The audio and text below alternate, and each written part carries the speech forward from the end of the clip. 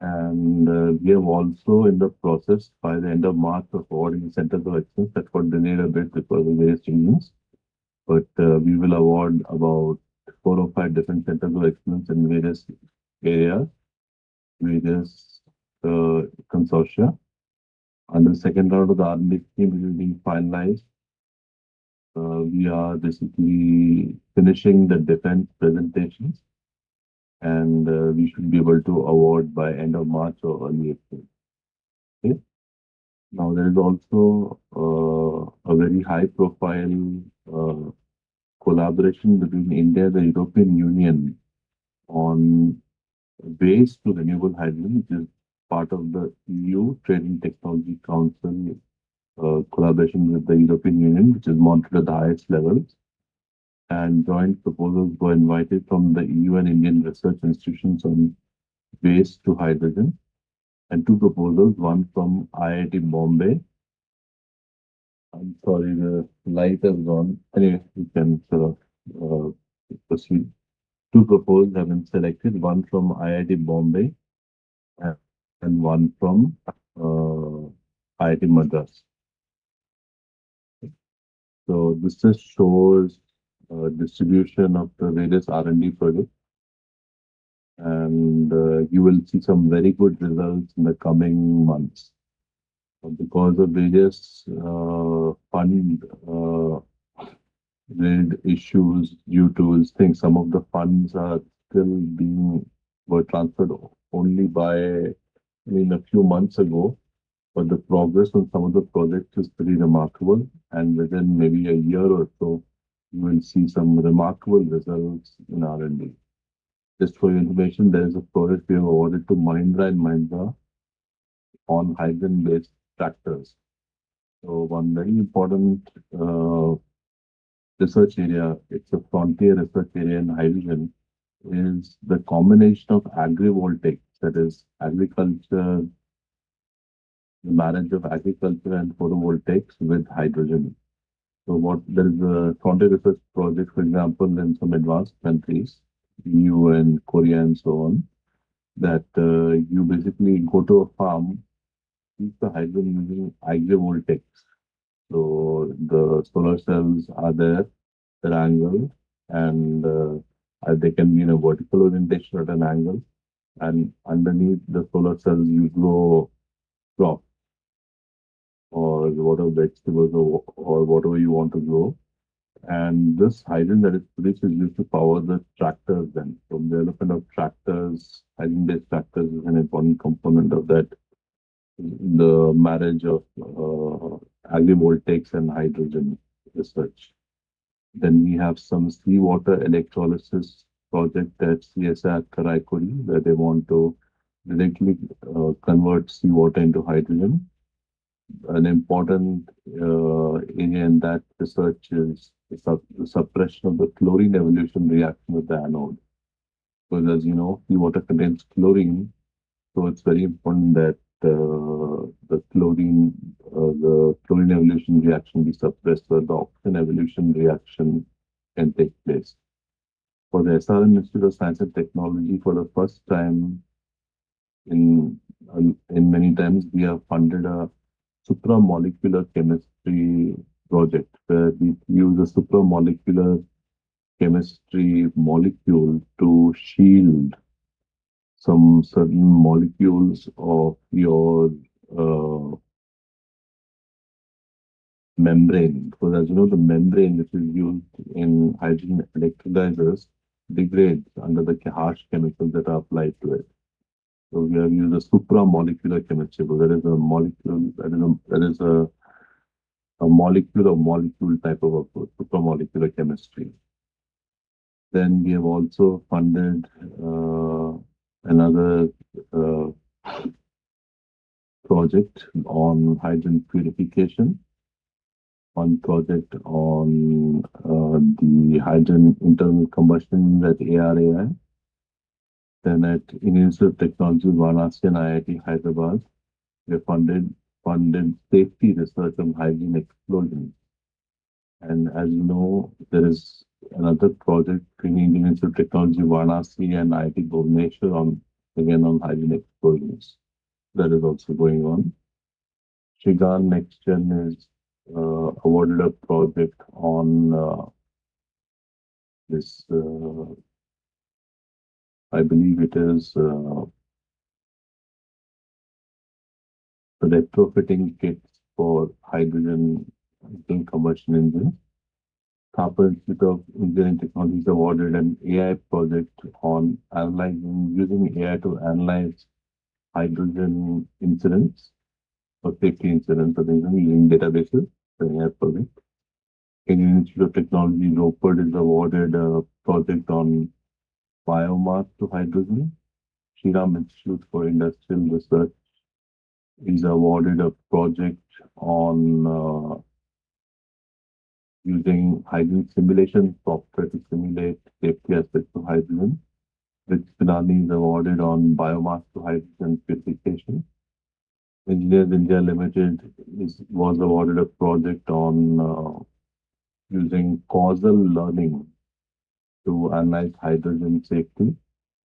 GFCL Solangin Hydrogen Product Limited in Gujarat was awarded a project on this making PEM membranes. So these are where Make in India and the indigenization comes in. Textol is awarded a project on biohydrating, combination of hydrogen and methane. And CSR National Chemical Laboratory is awarded a project on using seawater, again seawater electrolysis, but using seawater, working on some thermal aspects of this. Institute of Chemical Technology Mumbai was awarded a very interesting project of using coconut and cashew to produce hydrogen. Now, as you know, coconuts are an integral part of our coastal state. And coconut waste is a major issue in a lot of states.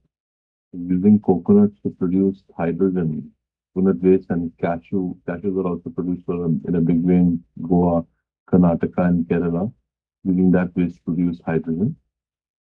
Iron Power One was awarded a project on this solid oxide fuel cells. They are making good progress.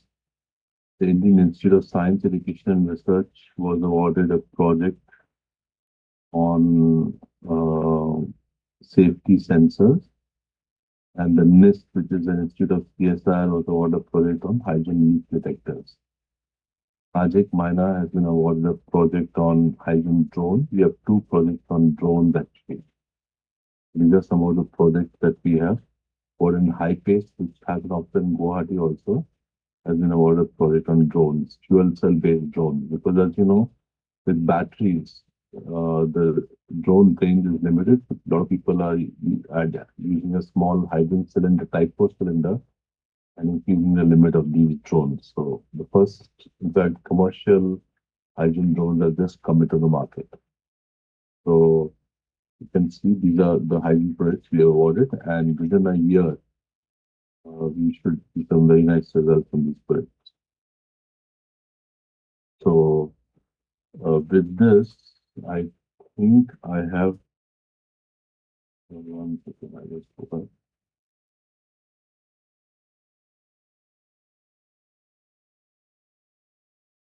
With this, I think I've come to the end of my presentation, although now the thing is not moving. But anyway, let me just come back here. One second. I'll stop sharing now.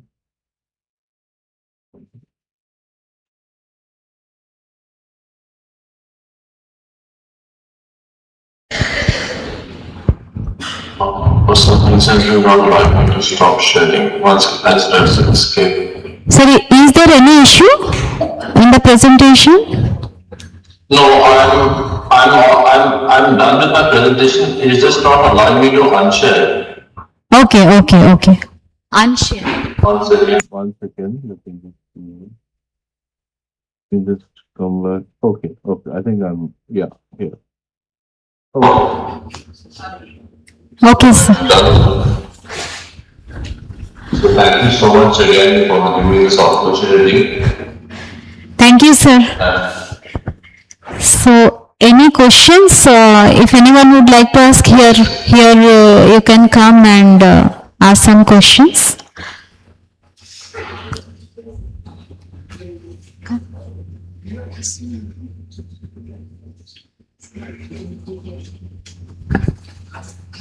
Sir, here, we cannot see.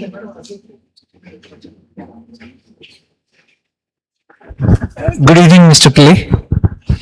Hi. Yeah, the presentation was so nice, good.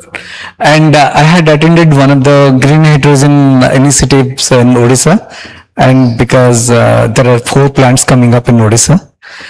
Could you kindly, for the sake of the students and the academicians here, kindly give a mathematical figure wise per megawatt or the production, the financing or the cost of it, kind of, for the knowledge sake only. Yeah. Yes. In the latest tender, that is for the Inaugural refinery in Assam, a price of, I think, about 290 rupees per kg was found to be met, which is pretty okay. 219 rupees. As the electrolyzer efficiency is covered, so the main cost of green hydrogen produced from electrolysis is because of the cost of electricity. So, and the efficiency of the electrolyzer. So, typically in electrolyzers, specific energy consumption, which is the amount of number of units required to produce 1 kg of hydrogen, varies between, say, from theoretical is around 39, simply coming from thermodynamics, to it varies from 39 to 51. So, commercial electrolyzers today are at, say, 40K, 49, something like that. So, there is a roadmap to bring it down to as close to 30. There is an Australian company, for example, called Isaka, which uses a capillary-based electrolysis process. Yeah. To produce hydrogen at a specific energy consumption of 41 kilowatt per kg of hydrogen. So with that, if these sort of the specific energy consumptions come to fruition, then you will have a huge decrease in the cost of hydrogen. And then of course, when we solar, also people used to laugh at solar, right? Yeah. There's 16 rupees per unit, 100 rupees per unit. Yeah. And so there'll be learning of hydrogen.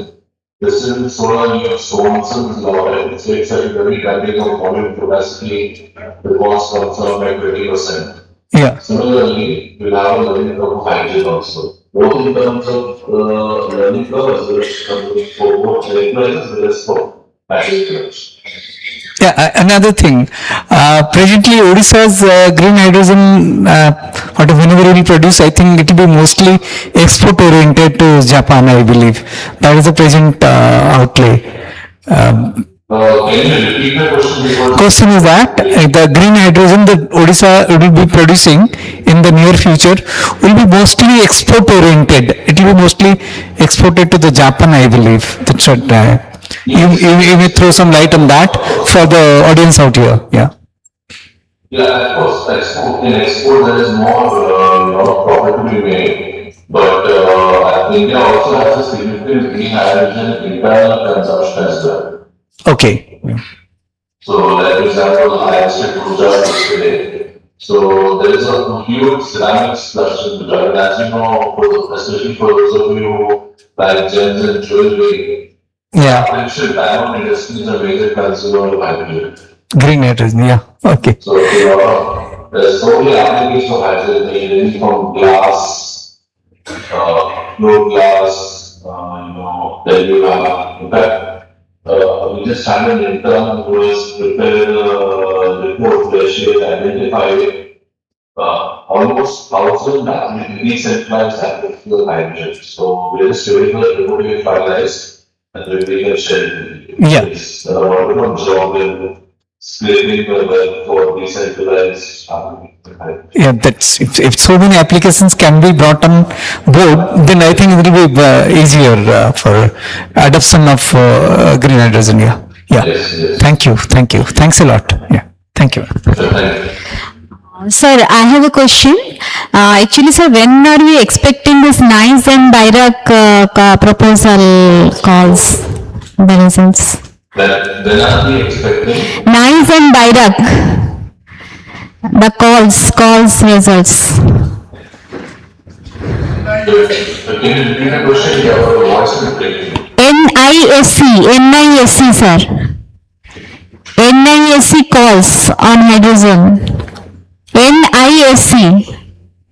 NIC calls. What? That's the solar energy. Yes, sir. Hydrogen. NIC is basically issued a call for startups. There's a 100 call for startups. Yes, sir. And the final recommendation for some of the committee members are awaited. Okay, sir. There were some very nice projects in that call. I can just share that some of them will be selected, and now there is an LPG crisis in the country. So actually, we might be prioritizing hydrogen cooking in a big way. Okay. Because as you know, there are some companies. BIRAC, sir. BIRAC, what about BIRAC? BIRAC, BIRAC, sir. BIRAC calls. BIRAC, sir. BIRAC.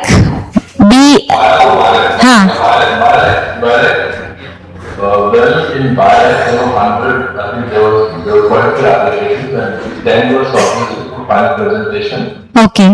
And I think they made the selection of a few, they were eliminated some out of the 10, and maybe they will, once the file is approved, we will reveal the results. But as I said, Odisha is a contender in the testing scheme, so okay. I don't say anything beyond that. It's a contender, but we will announce the testing scheme for second quarter process result very shortly. Okay. So, okay, sir. Then thank you so much. Am I audible, sir, or any voice breaking? Am I audible now to you? Audible, sir? Am I audible? Yeah, it's all. Okay. Sir, thank you so much. Our sincere gratitude to join us in virtual mode. Thanks a lot for your time, valuable time, and for the excellent presentation. But sir, next time we hope to have you in person, sir. My personal invitation to come in person to visit Bhubaneswar and see around places, sir. Thanks a lot, sir. Yeah, thank you so much. Yeah, thank you so much, sir.